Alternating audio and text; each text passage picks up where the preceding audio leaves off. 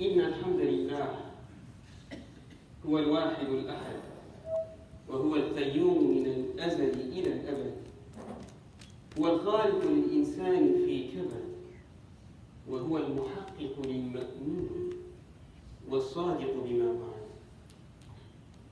هو القادر على كل شيء ولا يقدر عليه أحد. نحمده تبارك وتعالى كما أثنى على نفسه وحمد، ونعوذ بنور وجهه الكريم من شر ما وفد، ونسأله الهداية والتوفيق والمدد.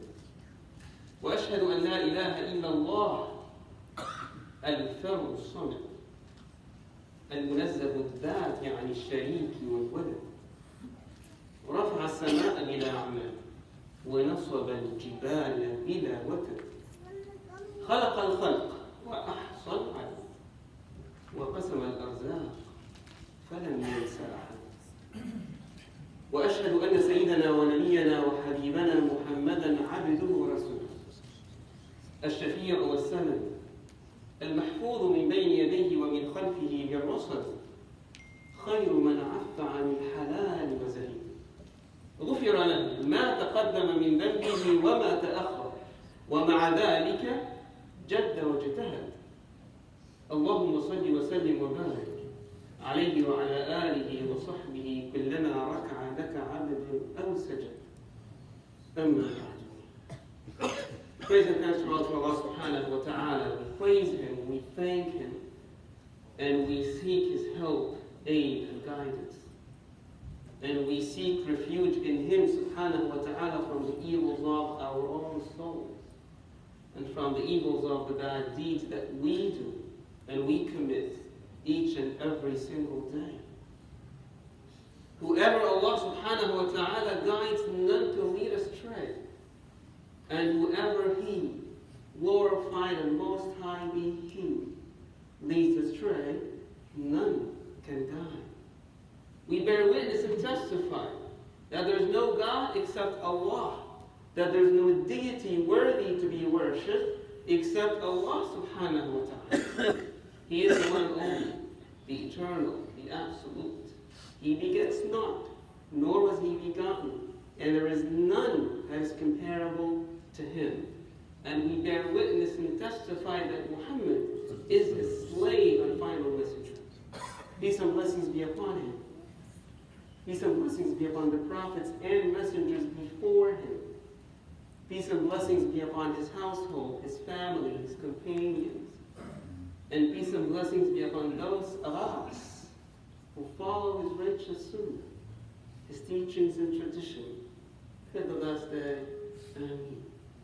To proceed, my dear respected brothers and sisters, يقول عز من قائل. Allah subhanahu wa ta'ala says in the Quran al-Kareem في Surah Al-Ahzab, in chapter of the Confederates, يا أيها الذين آمنوا اتقوا الله وقولوا قولا سديدا يصلح لكم أعمالكم ويغفر لكم ذنوبكم ومن يطع الله ورسوله فقد فاز فوزا عظيما. يا أيها الذين آمنوا, O you who believe. And that's us, right here in this very masjid in Tulsa, Oklahoma, out of all places. It is the special call from Allah subhanahu wa ta'ala only to the believers, only for those who claim to believe in La ilaha illallah Muhammadur Rasulullah alayhi salatu wasalam. It is not the generic or the mainstream call of Ya ayyuhan nas, O people, which includes Muslims and non-Muslims. So whatever comes after Ya ayyuhal ladina amanu, O you who believe, Let's think about it as a recipe that only works for the believers. It will only work for the believers. It will not work for anybody else. Or else Allah subhanahu wa ta'ala would have addressed everyone. Ya ayyuha alladhina amanu, O you who believe, yes, O Lord, na'am ya Rabb, ittaqu Allah, wa qulu qawlan sadida. Have taqwa with respect to Allah subhanahu wa ta'ala, but not only that, not only have piety or the fear of Allah subhanahu wa ta'ala, but also, together with it, قولوا قولا سديدا. Say the truth. Be forthright. Do not beat around the bush, as they say. Be straightforward. Say what is right. And the result of these two together, that combination, results in some really fruitful consequences. One, Allah subhanahu wa ta'ala says, يُصْلِحْ لَكُمْ أَعْمَالَكُمْ. He subhanahu wa ta'ala will rectify our deeds, our a'mal. We'll make it salih. We'll make it good. We'll make it pleasing to Him subhanahu wa ta'ala. وَيَغْفِرْ لَكُمْ ذُنُوبَكُمْ. And He will forgive our sins, our shortcomings, because we're nothing but human. And we make mistakes all the time. And then Allah ends the ayah with وَمَن يُطِعِ اللَّهَ وَرَسُولَهُ. And whoever obeys Allah and His Messenger. Pay attention. Some people nowadays will tell you, give me an ayah in the Quran. An ayah, not a hadith, that tells me about this or that.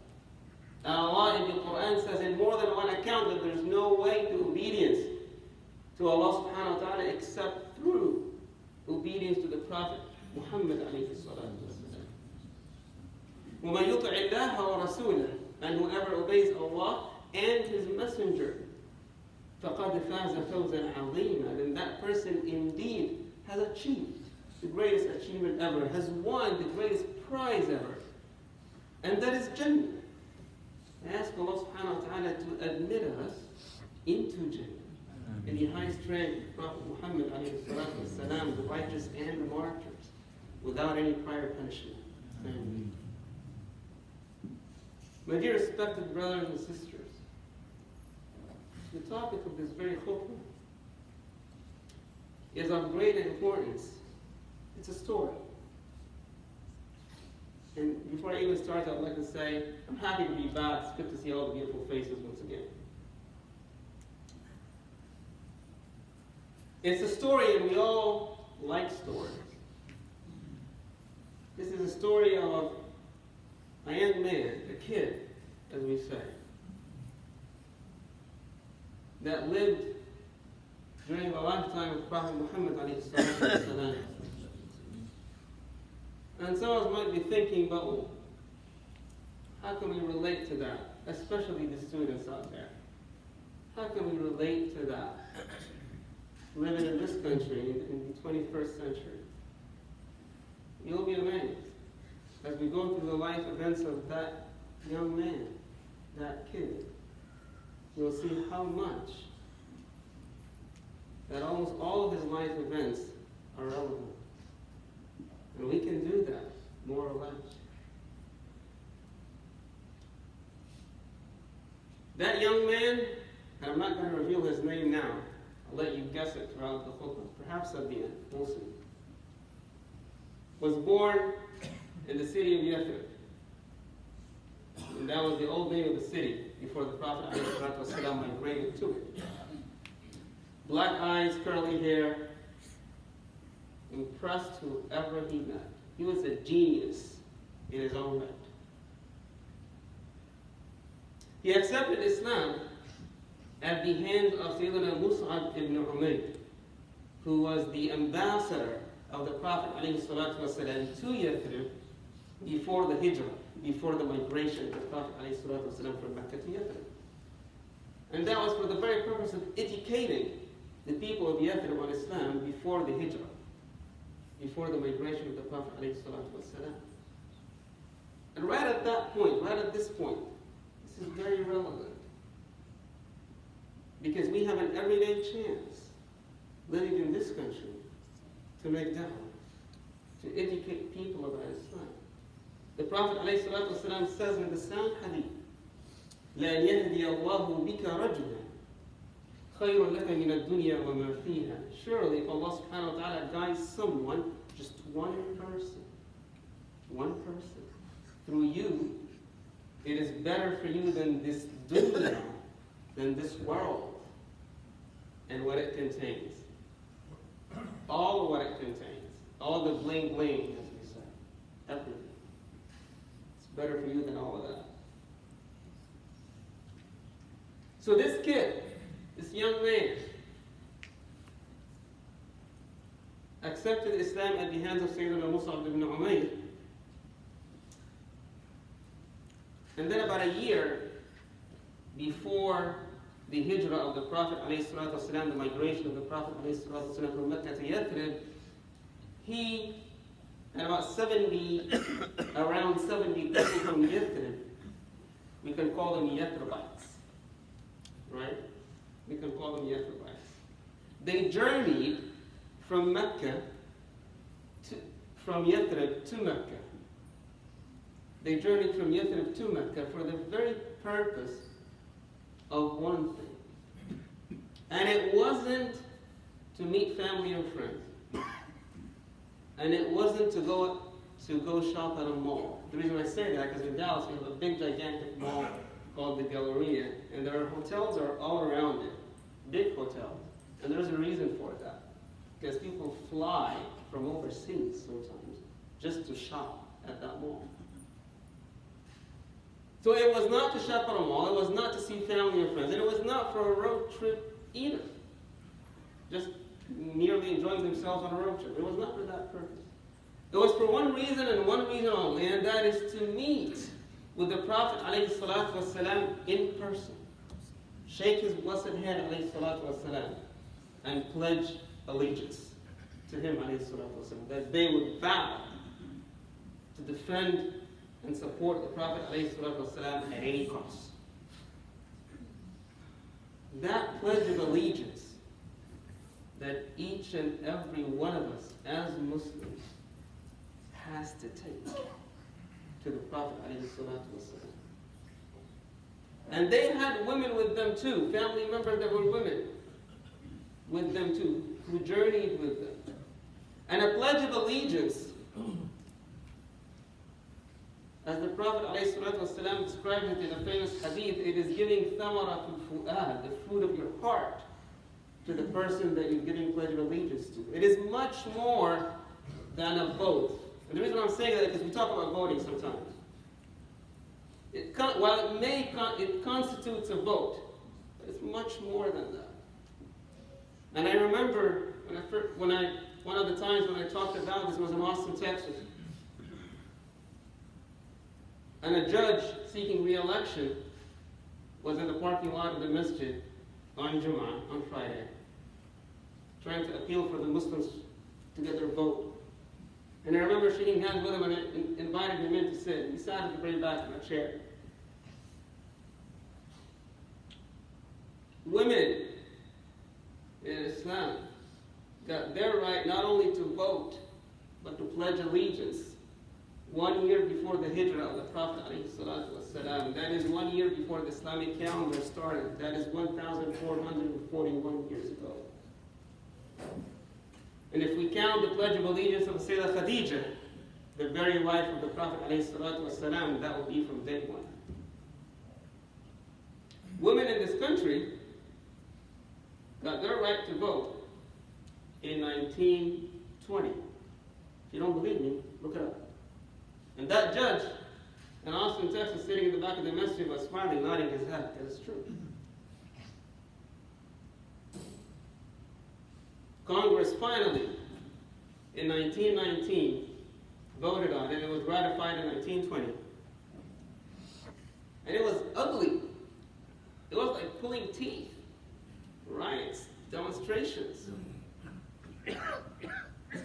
Women in this country got their right of citizenship, because the right to vote is the right of citizenship. Got their right of citizenship in 1920. These are facts about Islam that we as Muslims even do not know.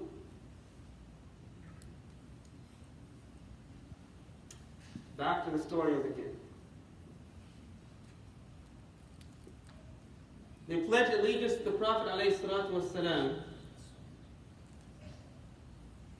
in the outskirts of Mecca, in a valley known as the Valley of Mina. The Hajjis are coming back, they've been in Mina, and they did that at a particular place called Al-Aqaba, in what is famously known in our Islamic history as Bay'at Al-Aqaba Al-Thaniyah, the second Aqaba pledge. Those companions of the Prophet ﷺ took this deen upon their shoulders. They pledged allegiance, they really did. Something that some of us, or most of us, lack. And Allah subhanahu wa ta'ala gives them a distinction. And I know that we, as Muslims, we tend to deal with the companions of the Prophet ﷺ as one lump sum. They're all great. And that is true. But according to Allah subhanahu wa ta'ala, there are differences. And Allah talks about that in the Quran. Allah says, لا يستوي منكم. You are not the same. Talking to the companions of the Prophet ﷺ. لا يستوي منكم. You are not the same. من أنفق من قبل الفتح وقاتل. Whoever spent and fought before the establishment, before the Fath, before the empowerment. And the Fath here in this ayah is not the Fath of Mecca. It's not the opening of Mecca. It is Sulh al-Hudaybiyah, the Treaty of Hudaybiyah, that which the Prophet ﷺ signed in year 6 Hijri. So Allah subhanahu wa ta'ala is saying, لا يستوي منكم من أنفق من قبل الفتح وقاتل. You are not the same. Those who spent and fought before the Fath, before the empowerment, before the establishment. أولئك أعظم درجة من الذين أنفقوا من بعد وقاتلوا. Those are of greater ranks and greater levels than those who spent and fought afterwards. After things became nice and dandy, as we said. Then Allah says in the very same ayah after that, وَكُلَّ وَعَدَ اللَّهُ الْحُسْنَى. And Allah promised both categories of Sahaba, Jannah, al-Husna, Jannah, paradise. But the rank is different. The level is different. A pioneer is much different than a follower in the eyes of Allah subhanahu wa ta'ala.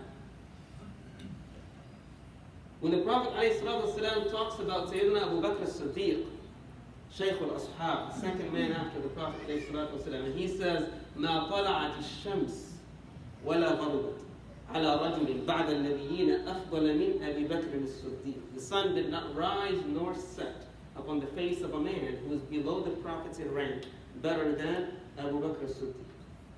No one has that until the day of judgment, except Abu Bakr. When the Prophet ﷺ says, لو كان بعدي نبي لكان عمر, if there was a prophet to come after me, it would be Umar. Again, no one has that on the face of the planet until the day of judgment, except Umar. And it wasn't because of extra salah, or extra siyam, or extra rituals that they did. It was because of something in their hearts, deep inside their hearts, that they had. That sincere, real, truthful pledge of allegiance to the Prophet ﷺ.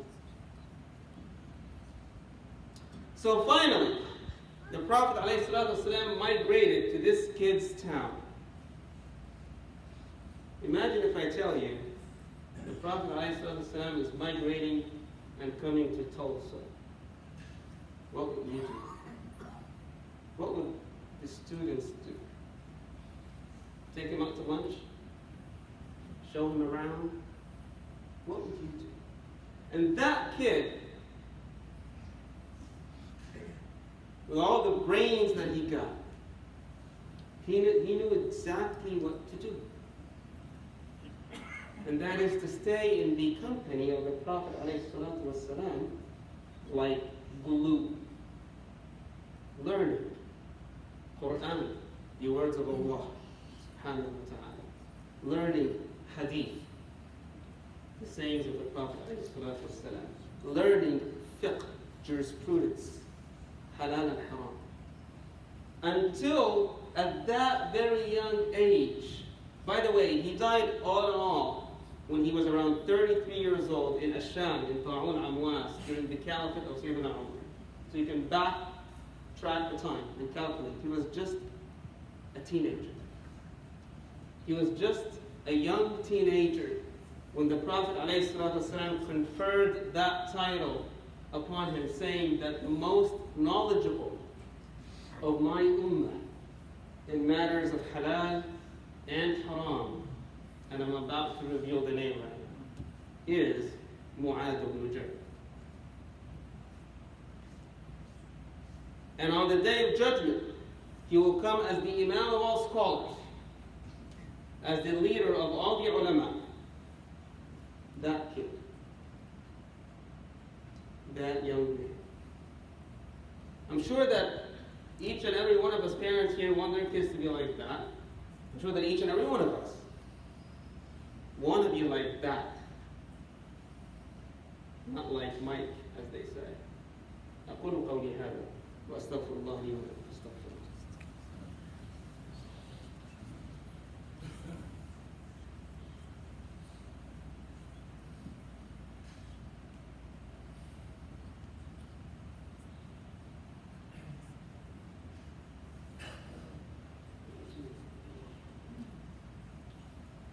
إن الحمد لله نحمده ونستعينه ونستهديه ونستغفره ونعوذ بالله من شرور أنفسنا ومن سيئات أعمالنا من يهده الله فلا مضل له ومن يضلل فلا هادي له وأشهد أن لا إله إلا الله وحده لا شريك له وأشهد أن محمدا عبده ورسوله اللهم صل وسلم وبارك عليه وعلى آله وصحبه ومن تبعه أما بعد. My dear respected brothers and sisters, I'll conclude with a part of an ayah, and then we'll have a salah inshallah. Allah subhanahu wa ta'ala says in the Quran, in the form of an FYI for your information, إِنَّ الَّذِينَ كَفَرُوا ينفقون أموالهم ليصدوا عن سبيل الله فسينفقونها ثم تكون عليهم حسرة ثم يغلبون. And before I even attempt to explain what that means in English, I would say, and I sometimes say that, if this room is bugged, and probably it is, it's a message of love, not a message of hate.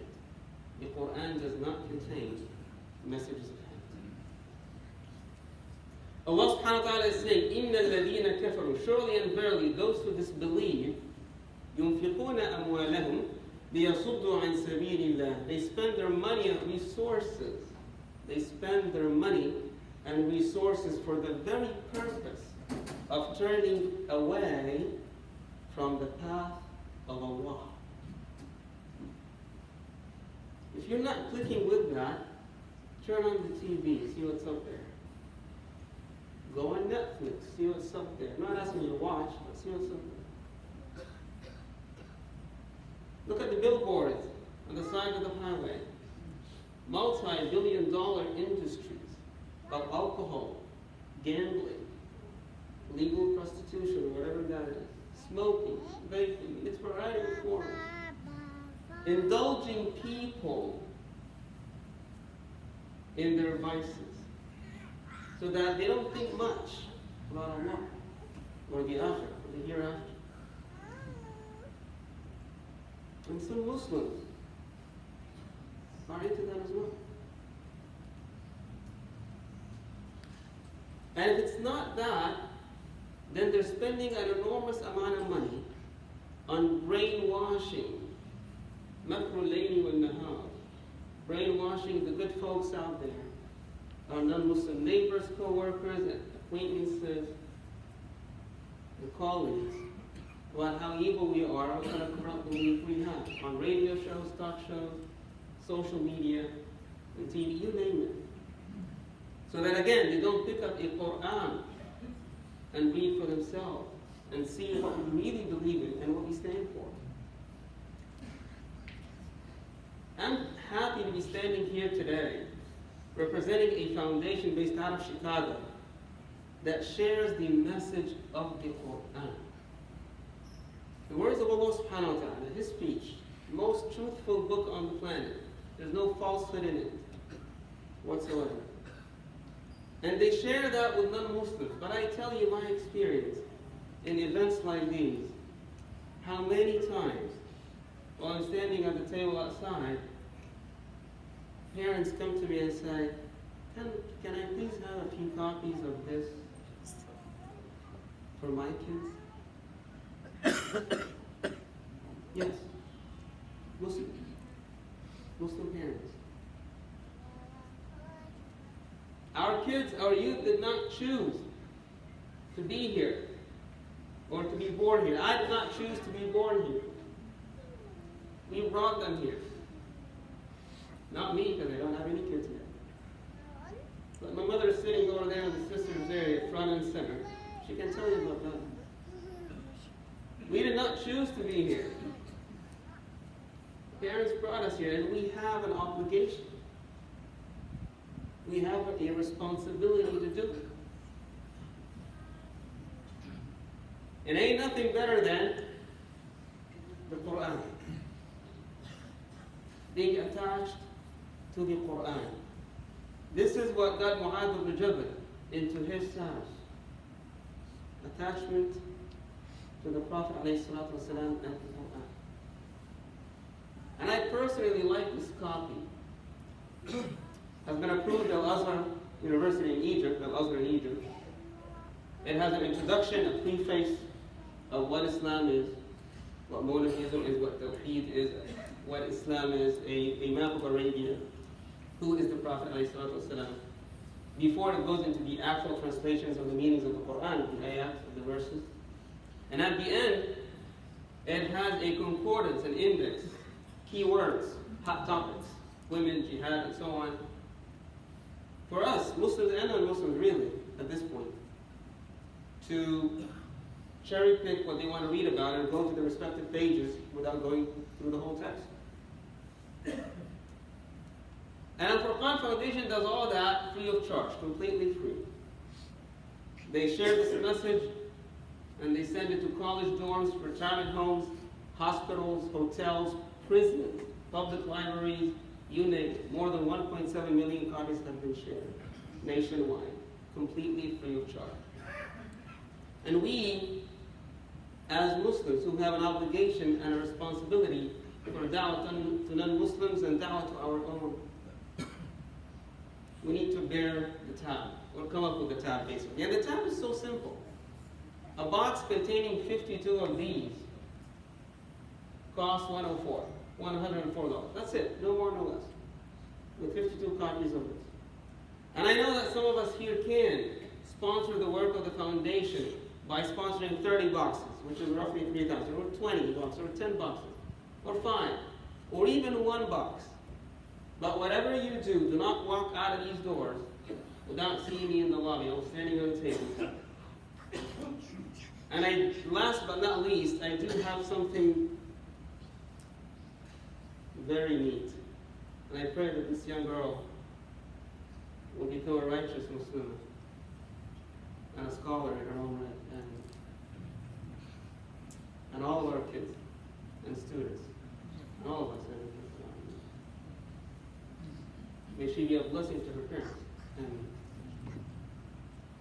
in this dunya and beyond. I have something very neat that I plug into my phone. It's called Square. You slide your card, and you're not going to feel it until the statement comes. I'm not joking. You're not going to feel it until the day of judgment. If it is given out of sincerity, Allah subhanahu wa ta'ala will amplify it, magnify it for you, and you'll find it that huge on a day when you really need it. No matter how small or how large. And yes, you can take from these copies free, they're gifts, hopefully after you sponsor. And When you sponsor 20 boxes or 10 boxes, give me your name and address so the office can send you your gift. And it's a nice hardcover, Arabic only or Arabic and English copy, hardcover, nice, magnificent, large size and medium size for 20 boxes or 10 boxes respectively. They'll send that free as a gift of appreciation. إني داعٍ فأمين. اللهم أعز الإسلام وانصر المسلمين. اللهم أعز الإسلام وانصر المسلمين. اللهم أعز الإسلام وانصر المسلمين. Ya Allah, we ask you to grant victory for the Muslims all over the world. Ya Allah, we ask you to guide non-Muslims and guide us to better be obedient to you, Ya Rabbal Alameen. اللهم إنا نسألك من الخير كله عاجله وآجله ما علمنا منه وما لم نعلم. ونعوذ بك من الشر كله عاجله وآجله ما علمنا منه وما لم نعلم. ونسألك الجنة وما قرب إليها من قول أو عمل. ونعوذ بك من النار وما قرب إليها من قول أو عمل. ونسألك مما سألك به عبدك ونبيك محمد صلى الله عليه وسلم. ونعوذ بك مما تعوذ منه عبدك ونبيك محمد صلى الله عليه وسلم. وما قضيت لنا من قضاء فاجعل عاقبته رشدا. وصل اللهم على سيدنا محمد النبي الأمي وعلى آله وصحبه أجمعين. سبحان ربك رب العزة عما يصفون وسلام على المرسلين والحمد لله رب العالمين. أقم الصلاة.